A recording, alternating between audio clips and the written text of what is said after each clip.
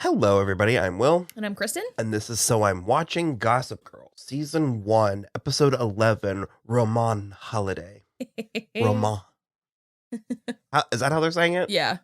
His name is Roman, but he's French. Roman. A show like this needs likable characters. Uh-huh. Because the bitchiness, the backstabbiness, all of that's built into it. It needs likable characters. And also, more importantly, it needs to spend time just actually with our characters. We have to like and care about them in order to like and care about the fights they have and stuff. And so, I'm curious where you're going. We just spent time with each of the families. Oh, okay. Yeah. I thought you were doing a bit. No, I'm appraising and assessing the show. Cool. It's Christmas in GG World, and we basically have three storylines. We have Blair and her father coming to visit for Christmas. We have the continuing saga of the Humphrey family. It is blessedly over at this point. After this episode, it's done. And then we have the Vanderwoodsons, but more specifically Dan and Serena's continued courtship, the evolution of their courtship, yada yada. And it's a largely drama-free episode. I mean, of course, there is drama that's between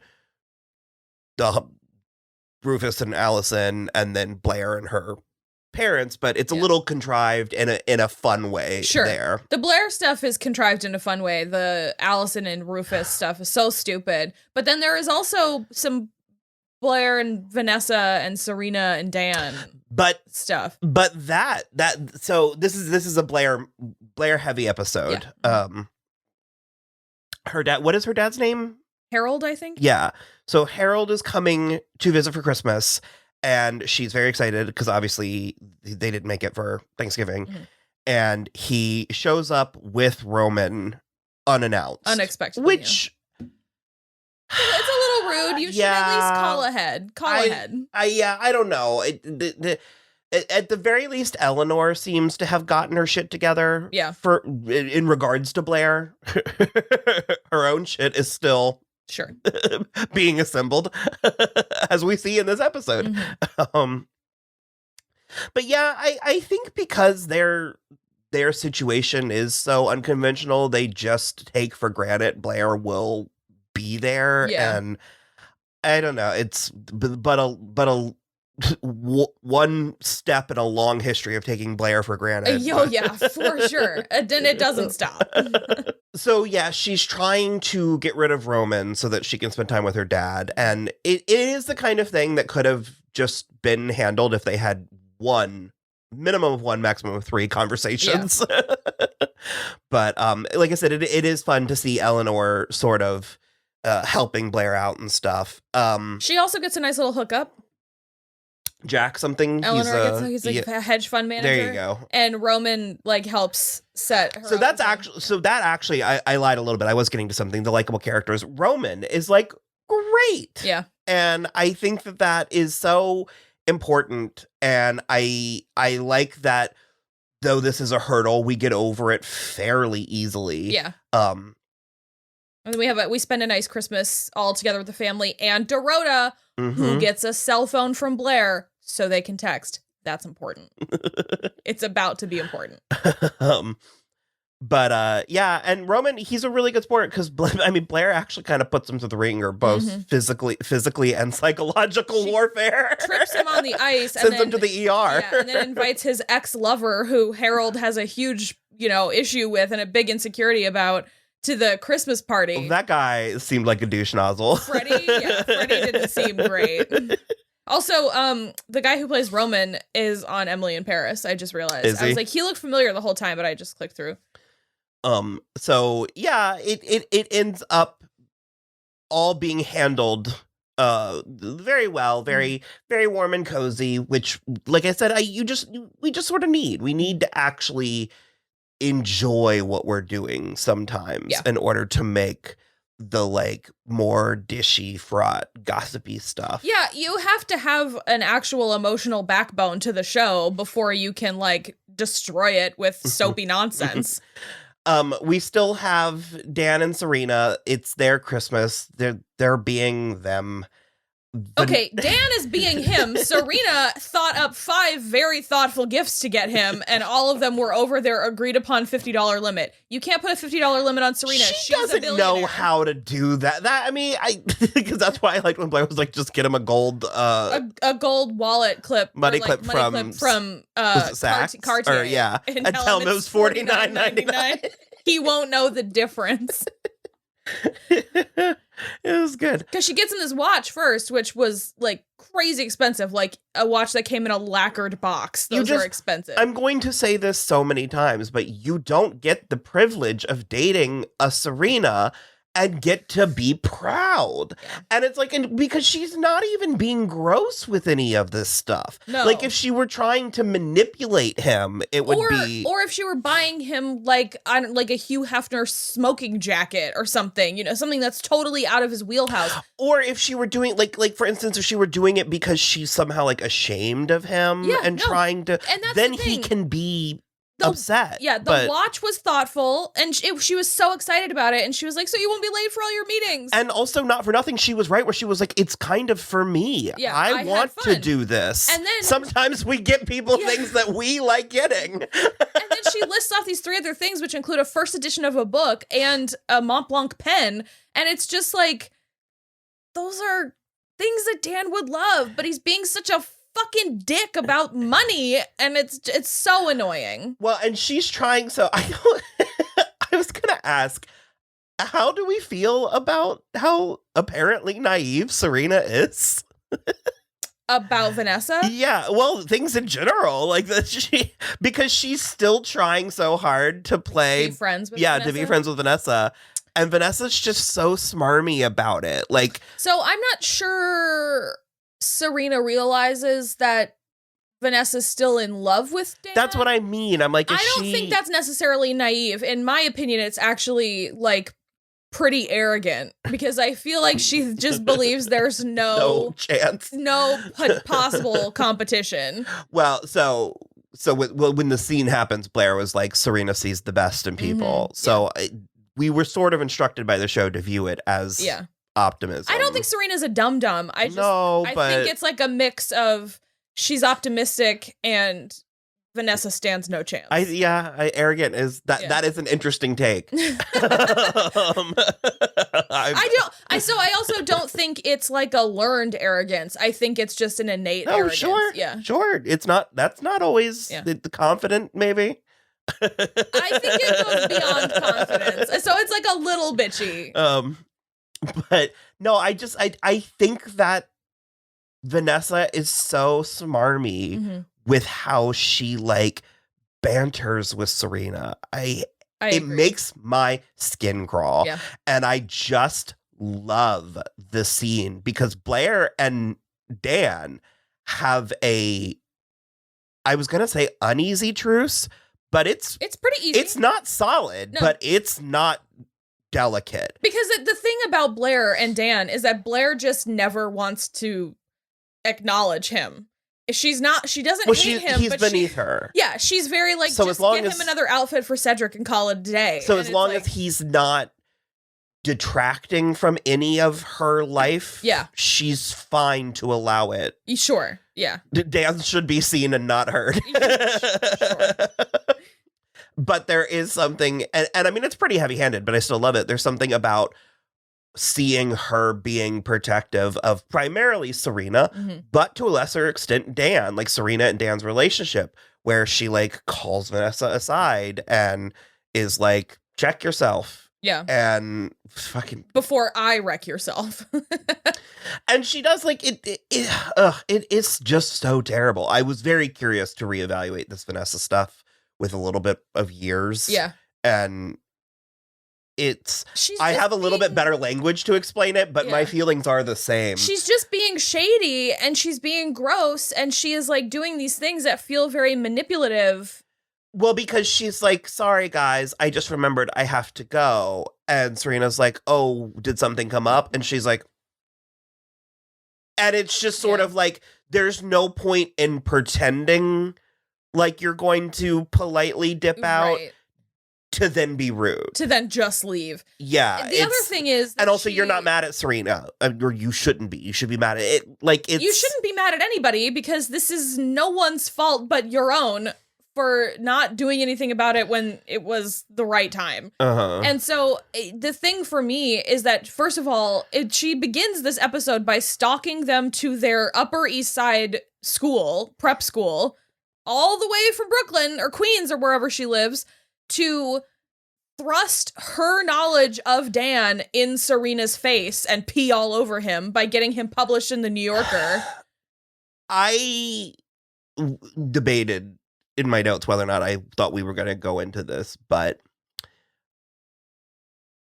artists sometimes need prompting. Sometimes they need to be pushed into doing what is best. Like having someone submit their work and stuff. Having said that, you better know that you can do that. Because it is potentially a gross invasion of privacy. Oh, 100%. It is potentially a gross invasion of privacy. And in addition to that, if you've never been allowed to read this story before, you don't know what can of worms it might be opening. And like, luckily it's about how like Dan met Serena, but like also Serena, there's a potential there for Serena to find that extremely creepy. And it's like by the grace of God, Vanessa gets away with this. But it's kind of, because I genuinely did not want to be like, never do that, because there are times where it's warranted, but just you need like tacit permission, because she also just went rummaging around in his room while he wasn't there again. It's the whole like, if you have to ask, then you can't afford it thing. It's like you have to know you can do it. If you have to know what market price is on the cake, you just can't make it. So, and like you said, it worked out this time. Yeah. And also, Serena, buckle up. There's going to be a lot of writing about you. I feel like that really comes into play later. Does it? I think it really does. She's in a very Jennifer Lawrence Phantom Thread place. Sure. It's like, I've seen this movie before. Yeah. Chuck is in Monaco. And also Nate's there. Nate goes later. Yeah, they tap Chuck and Nate out a lot, I feel like, which is fair. Yeah, it's fine. I mean, also, this is about the, like... Nate's had a lot of plot, Nate has had a lot of plot, but also this episode is about the, like, the actual families.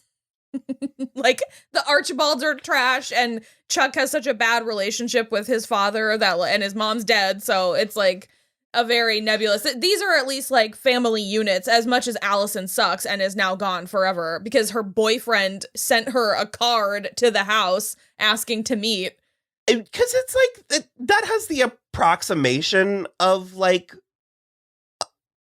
understandable. I don't know. It's because by the time he's like, because Rufus goes to, I would have loved to have seen Rufus try to kick that guy's ass.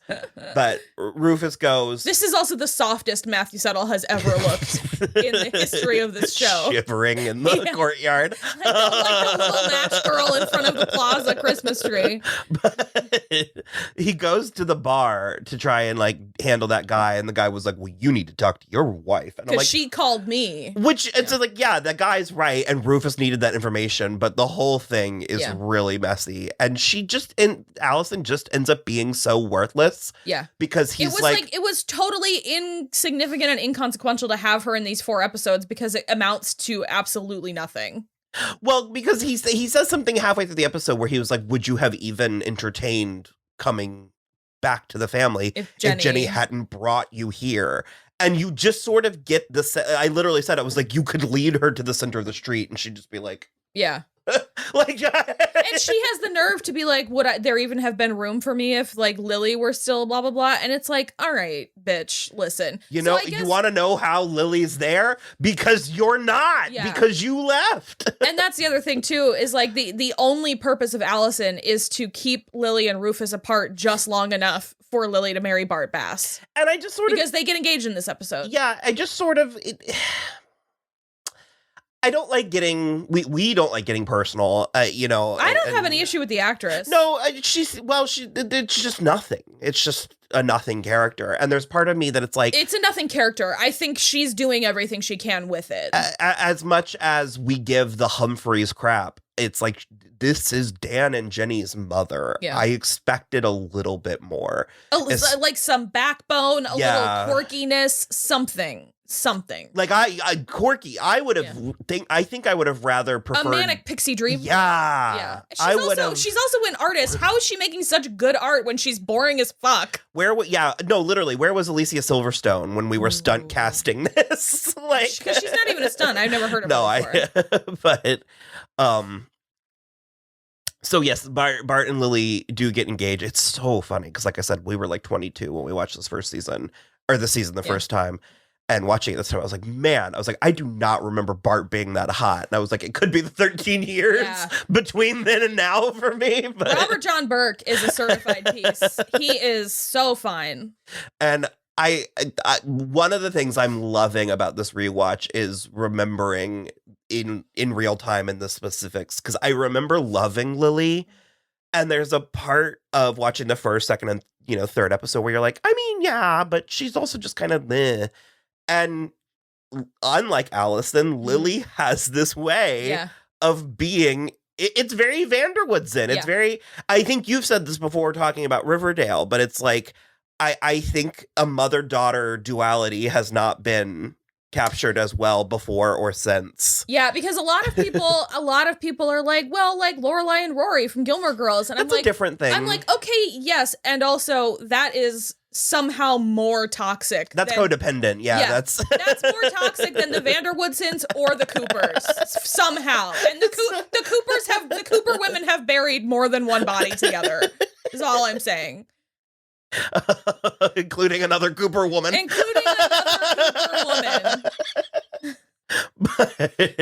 But no, it's just, there's just this like smirking, it's the kiss in the corner of Mother's lips from Peter Pan. Yeah.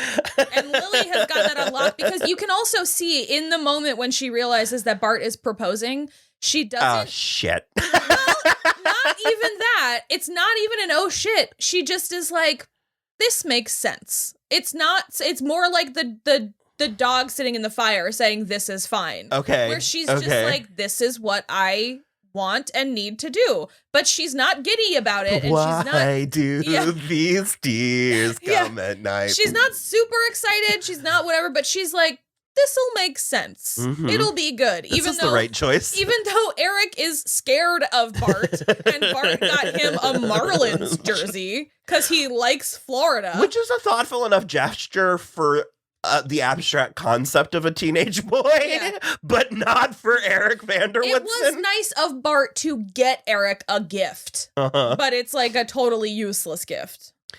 But also, again, Eric was not even in Florida to begin with. But and particularly the even truces with Dan continue because Lily helps Dan and Jenny. Which let's be honest, Jenny is doing all of the heavy lifting for the Humphrey family. So, right now, yes, right now, correct. So and also that like.